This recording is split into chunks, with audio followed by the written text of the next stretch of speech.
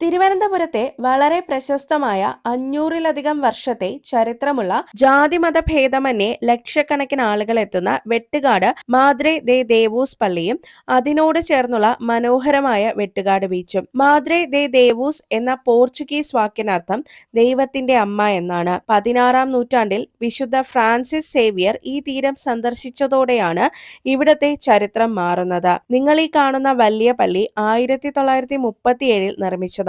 Roman Gothic ശൈലികൾ ചേർന്ന് ഇതിന്റെ വാസ്തുവിദ്യ ശരിക്കും അതിമനോഹരമാണ്. ഏറ്റവും വലിയ പ്രത്യേകത എന്താണെന്നറിയാമോ? പള്ളിയുടെ ജനലിലൂടെ നോക്കിയാൽ അലയടിക്കുന്ന കടൽ കാണാം. ഇവിടത്തെ മറ്റൊരു സവിശേഷത ക്രിസ്തുരാജന്റെ തിരുസ്വരൂപമാണ്. കടലിൽ പോകുന്ന മത്സ്യത്തൊഴിലാളികൾ മുതൽ ലോകത്തിന്റെ വിവിധ കോണുകളിൽ നിന്നുള്ള വിശ്വാസികൾ വരെ ഇവിടെ വന്ന് പ്രാർത്ഥിക്കാറുണ്ട്. ഇവിടെ വന്നാൽ എല്ലാവരും ചെയ്യുന്ന 2 പ്രധാന നേർച്ചകളുണ്ട്. അതിലൊന്ന് ഈ കാണുന്ന വെള്ളനൂൽ പ്രാർത്ഥിച്ച് കയ്യിൽ കെട്ടുകയാണ്.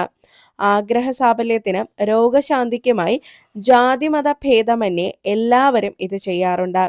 രണ്ടാമത്തേത് ഇവിടത്തെ പ്രാർത്ഥനാ സ്റ്റാൻഡുകളിൽ മെഴുകുതിരികൾ കത്തിക്കുക എന്നതാണ്.